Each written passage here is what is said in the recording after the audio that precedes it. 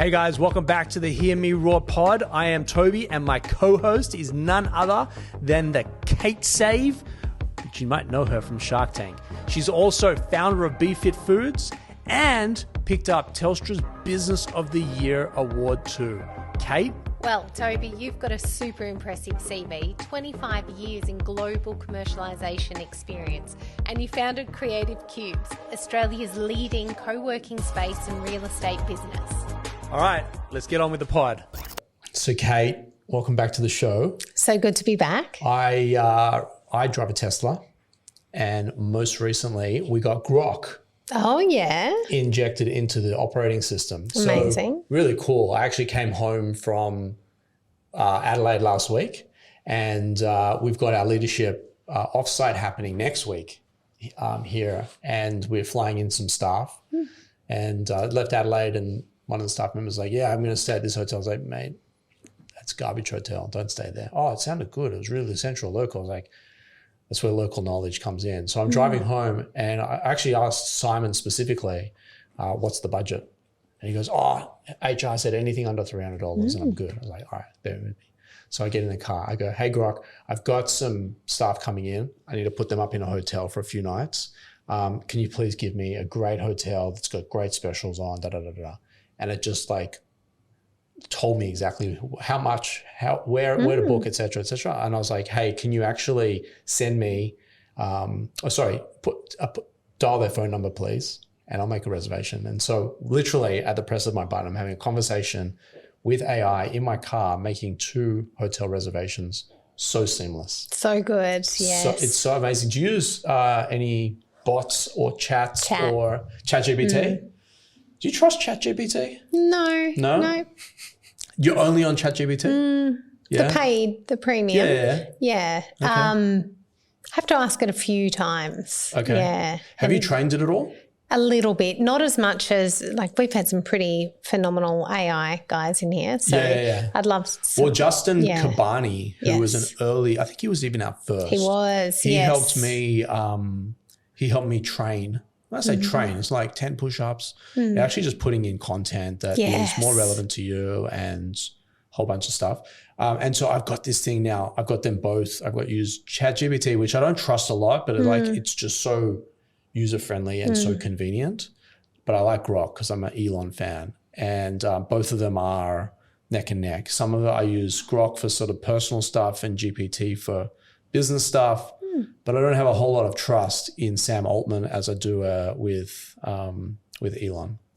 But that's just me. I'm interested to learn more from our guests about how this all works now with SEO and training up the learning models and with AI. And well, I'm glad you said that, because after the break, we'll have Justin and Rob from Adcore, who are exactly in this space. It's quite phenomenal.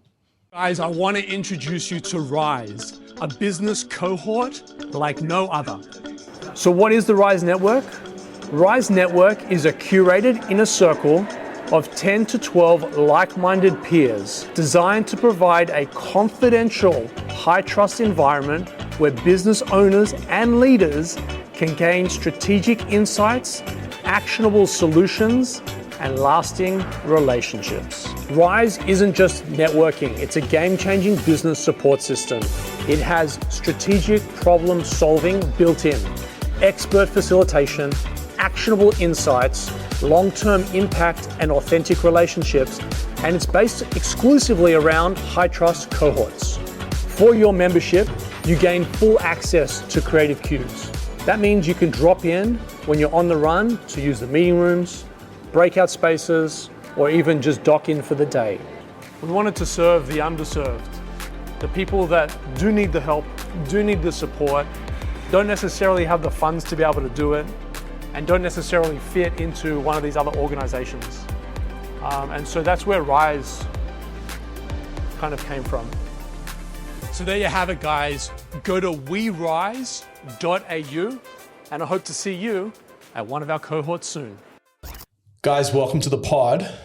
Thank you. It's great to be here. Well, it's great to have you back in Cube, South Melbourne. I have very clear memory of walking past, because you guys were around the walking track, walk past and I would see all the awards lined up on the windowsill with Google and a whole bunch of other companies that you guys are partnered with.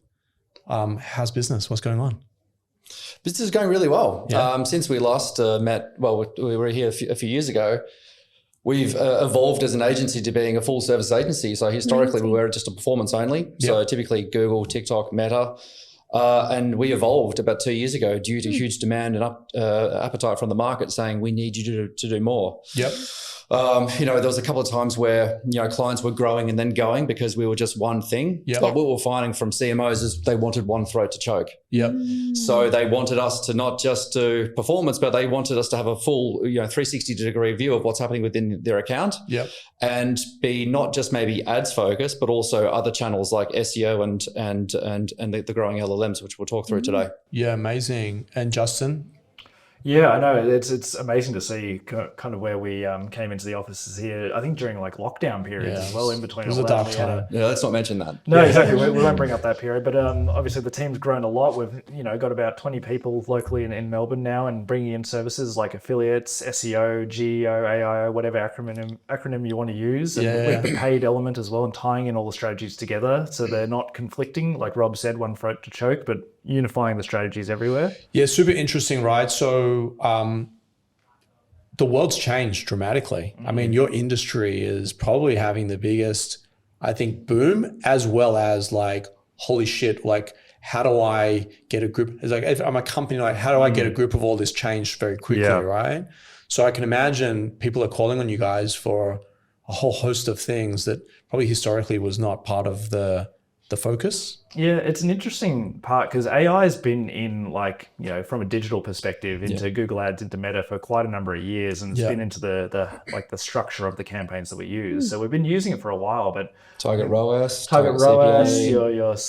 your smart bidding, your PMax, whatever it is that you want to build in digital campaigns is going to use some form of AI. But now it's all into how do you integrate that within your agency model and your day-to-day operations to make it much more seamless, quick pace, keeping up client demands as well, because there's a lot of market pressures as an agency to be moving quickly with that as well. So, SEO, search engine optimization for the novices out there, it's dramatically changed. I actually spoke with a couple of companies in the last 6 to 12 months, and they're heavily focused on a strategy that allows them to really be top of mind when it comes to a Grok search or a ChatGPT search. I'm reading statistics in the market that a lot of internet usage is actually shrinking from the domain into I don't know, what do you call it? Like AI, GPTs, GPTs, whereby, I mean, I did it myself yesterday. I'm looking to do something away from Cubes on a personal level, and I really know nothing about the industry space, etc. And so instead of going and having those long conversations, and actually the team of consultants that I gathered in a meeting room to talk about it were like, yeah, you should go down the street and speak to these 10 people and have this conversation and that. I was like, it sounds like really tedious. Can I not just GPT this thing? And I actually got a lot of data out of it. But on reflection, I played to the statistic, which is I'm not looking up domains to look for answers. I'm just asking these LMs to give me the information that I need. And they're going off to search the domains and giving me back the results. How has that as a strategy changed for some of the clients that were so heavy on Google Ads, which, by the way, even today brings us 25% of our leads, and SEO brings us 25% of our leads as well. So, 50% it's a healthy mix there too between paid and organic. You've got there. Yeah, no, it's really strong. And I think Louis and the team are doing a really great job. But now there's this new frontier, right? Yeah. How are some of those clients? How are you pivoting some of those clients? Well, you've kind of spoken to a bigger, broader trend of what we're terming as sort of zero-click traffic, where people will be, even just going through Google, and they'll get their AI overview of the result that they want. They don't need to go onto a website to get that answer anymore. So it's all about kind of servicing the deliverability of that content in the way that system wants it to be delivered. So GPT is a good example. It's very interactive. So it'll give you like a long form content, and it'll pull snippets from like frequently asked questions on websites to give you the answers. But what it will do is still the audience that reads all of that, they'll be highly engaged. So when they actually do want to convert, the people that do come to your website, that conversion rate should be better than what it was people just doing that research beforehand. And the LLMs are like an aggregator of your website. They're harvesting everything. So having content was really critical. Now it's super critical as well to be cited, and not just rely on links now, but just to be cited as well helps to scoop up and be seen as an authoritative leader in your industry within the LLMs. Is there, like, this confuses me because I guess I've got a diet business, and so a lot of the content that goes in there, we write that many blogs, but a lot of them, getting the core information out of chat, and you're updating your facts because they're mostly wrong. The references are always incorrect. Well, the references are pulling. It's not got its own brain. Correct me if I'm wrong. It's pulling from data sources that are out there that it can hallucinate. Oh, yeah, it hallucinates for sure with references. Like you literally click and they don't exist. It's I think Deloitte found that out recently. Yeah, I saw that. Yeah, I'm not across it. Yeah. But in saying that as well, it's only going to be as good as the information you're putting in. And my fear is nobody's putting in information that they're not pulling out of the information that's already sitting there. You know what I mean? That if we keep requesting this information and nobody's putting anything fresh in because we're pulling from what's already sitting there, are we going to be getting, I don't know, not the right information out? Well, I also think that it's not actually spreading out as many sources as possible. So I put in recently who's the best performance agency or the best top 5-10 performance agencies in Australia within ChatGPT. And at Adcore, we've been listed the top 3 of the top 4 years with the APAC Search Awards, the best paid media agency. But it didn't cite us because it was only citing 2 or 3 other trade press. So there's limitations to what it's citing. And so you've got to kind of game what it's picking up. You have to game it, yeah. So you guys effectively build out that strategy or gamification for your clients? Yeah, effectively, but also as an agency as well. So people, CMOs are now saying, right, I've got 1 or 2 people that I know, but I want to go to ChatGPT or Claude to also tell me who are the best in breed within within the industry. So we want to be appearing there ourselves, and so we need to be. Unfortunately, entering a lot of awards, whether it's Ad News or Mumbrella, et cetera, because they're the ones that are getting picked up by the LMs. Exactly. So, and the other thing that I found is a massive issue with it is when you're searching for, so we're Australia's best doctor and dietitian design ready-made meals company. We're small portions, but they're intentional and they're protein packed. Now, when people are looking for healthy weight loss food or meal convenience, they are ChatGPT or AI is searching, going, your meals are small. We're not going to recommend you. Your meal should be 400 grams. And I'm like, actually, our meals are intentionally 200 to 300 grams because people that, firstly, if they're older and they can't eat much. Secondly, if they're on GLP-1s or weight loss medication, they can't fit much in their stomach. And thirdly, if they're learning portion control, why would we give them their Magnum and their meal when they can have their meal with their nutrient requirements, then have a Magnum? So it's actually giving information that is incorrect because we've created something that doesn't exist and doesn't know how to reference it.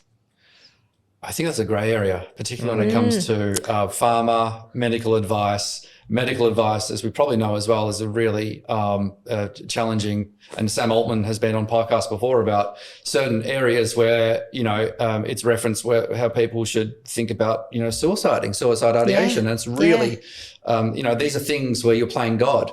And you need to think about, okay, what's the best answer here? Or maybe we should just say, we can't give you that kind of advice. You need to source through a dietitian locally. Yeah. But is there inputs? How does one, I think firstly, I think this is alarming as much as it is opportunistic for companies. Like if you can't get in front of this wave, this thing's just going to blow past you really quickly, right? And there's no way you can't pay to play. You can't pay to be ranked on yes. Can you? Maybe one day, yeah. Like US, you can ChatGPT. Yeah, ChatGPT started rolling out ads within its system as well. Copilot, which is Microsoft, has ads built into that as well. So Claude by Anthropic currently doesn't have any ads. Yeah, so that's scary too, because it feels like it's free, but all of a sudden...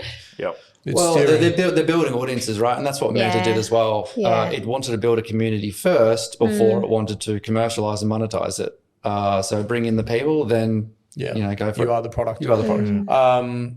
So a couple of things to toggle back on. I'm a little bit of a deer in headlights with what you're saying, because it's just opened up a whole new, like, holy shit for me. It is. Yeah, it's massive, isn't it? It is. But like, just to bring the audience and not scare them as well, but bring their audience back to focus, you know, how to, like, I've got a food business here that is recognized within its industry and peers. How do I make sure that is well known, you know, strategically through LMs, through search? I mean, obviously search, I think everyone is pretty comfortable with search. I think this whole new AI is as exciting as it is scary.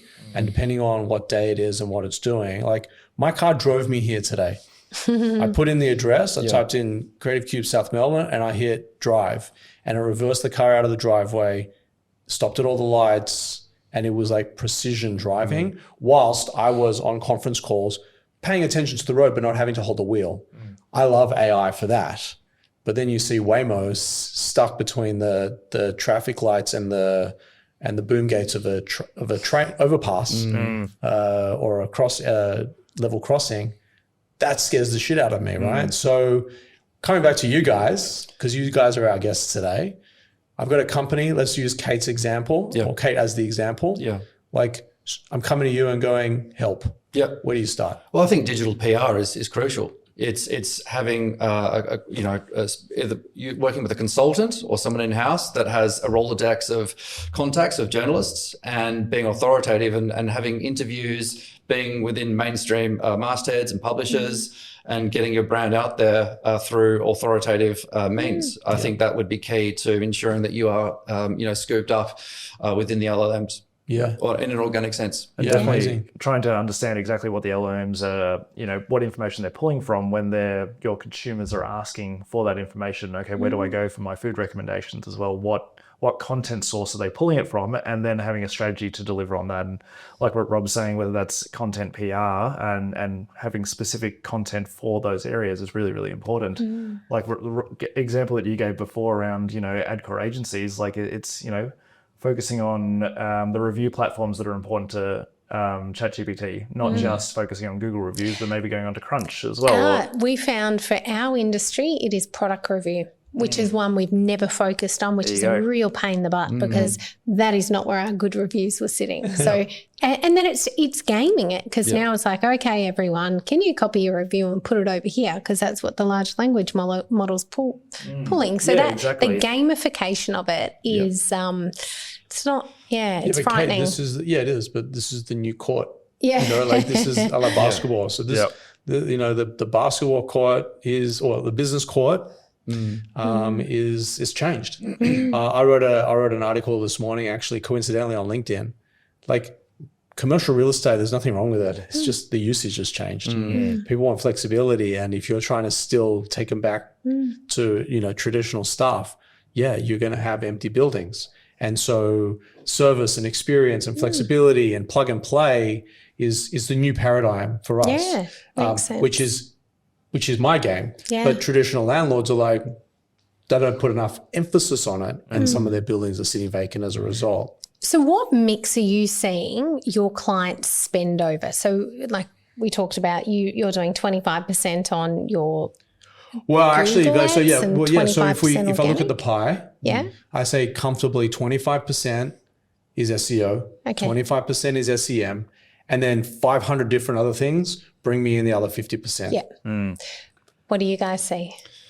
Do you want to talk through what you're saying? It honestly varies so much between the business. And I think that there's one part of it that we haven't really talked about is the brand itself and the recognition of that. Having a good, strong brand voice within market will drive more naturally towards organic, and you'll be less reliant on driving that through paid activities. Yeah. For businesses that don't have that, they might be reliant up to 50% of their revenue through paid initiatives.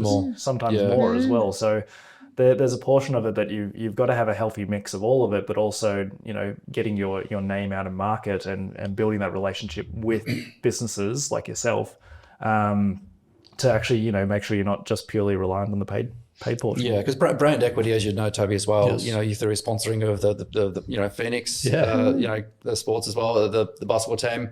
Getting your brand out there, that's what's going to drive organic traffic and people direct to your site as well, rather than pay for the clicks, which you don't want to do every single time to repeat customers. Yeah, because it's got more expensive, hasn't it? Is that what everyone's? Yeah, exactly. It's going to get more expensive as well. Yeah. Of course it is. So we're always talking to our clients around not being so what's called bottom of funnel focused as well, and being adding new customers into the pipe as well. And it's particularly hard right now with cost of living. We've got RBAs going up again this week. It's going to be going up again. Petrol's through the roof right now, so people are finding ways What's to. petrol? So that's true. Yeah. Chip shop. By the way, I've heard to speak to you about a referral for Tesla through Ryan. All right, yeah. Here's a code. I'll give you a code. Yeah, so we're always talking to our clients. 30-40% of your marketing really should go into upper funnel and new customers. Yes. And have that full funnel mix, and not just be focusing on bottom funnel, because your account's just going to atrophy. Yeah, and I'll say this just from experience, and I'd love you guys to qualify or disqualify. You've got to be doing a whole bunch of different things. Yeah, it's not just the SEO. It's not just the language models and AI. It's not just sponsorship of a sports team in my example, but we're doing the pod. We're doing social media channels. I find our social media channels are more around validation of brands. So people come to our website and they instantly click on the social media channels and just make sure that we're present and current before coming back to the site and making a decision. I feel like that's where you go for the look and feel of a brand. Like if I was looking between all different workspaces, I'd go to the Instagram and I'm looking at the videos you're putting up and the space and getting a feel of what I think the culture is from that. Super interesting. From a creative standpoint, that's exactly what happens with the customer. From a corporate standpoint, the creative is allergic reaction and they prefer to go somewhere else. Oh, right. And that's why we've segmented our audiences between creative cubes and corporate cubes.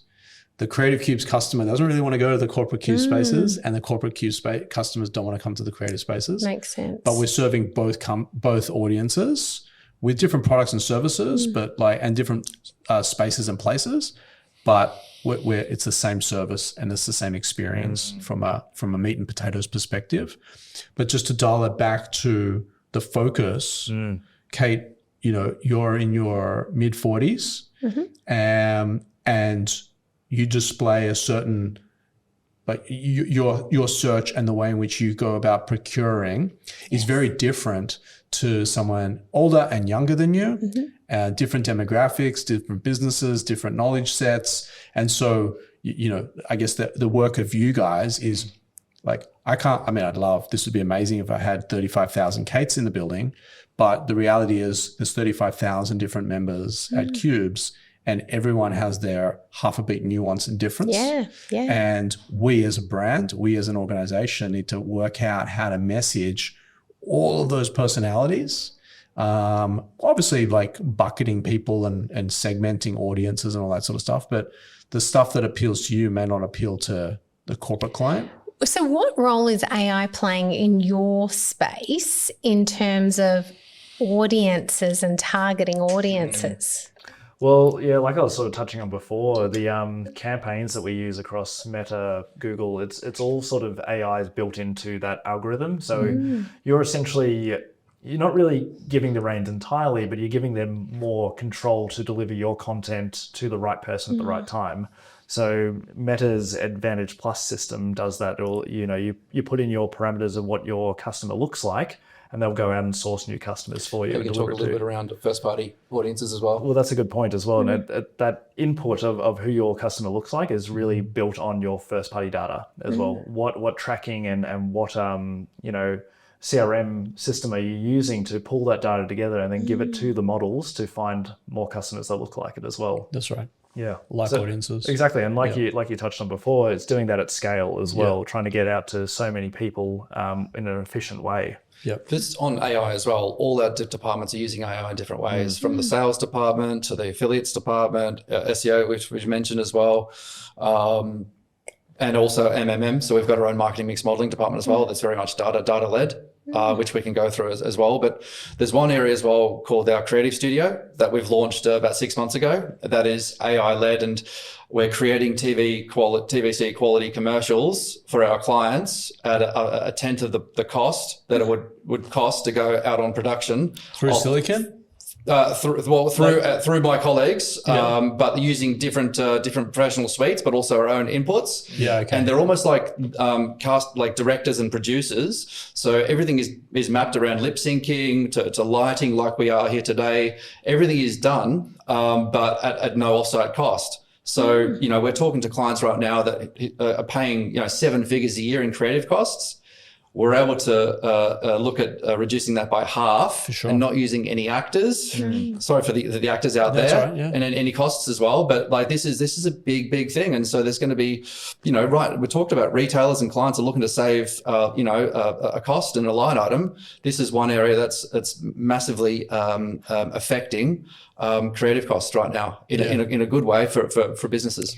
Will AI penalise AI at some point in time, do you think? Like if you're creating content that is made by AI and it doesn't have humans in it, do you think it'll ever go down that path? It's hard to really say. I know at the start of when like the AI content copywriting piece came about that Google was potentially saying we're going to downweight that content. However, I think they've kind of lent into it the other way as well, because it's allowed a lot more, to what you were touching on before, refreshing of the content that's going into AI. You need to do it at scale. Yes. And one way to do that is using AI. I was just thinking more down the fake news path and all that sort of thing, because to stop that, if they can,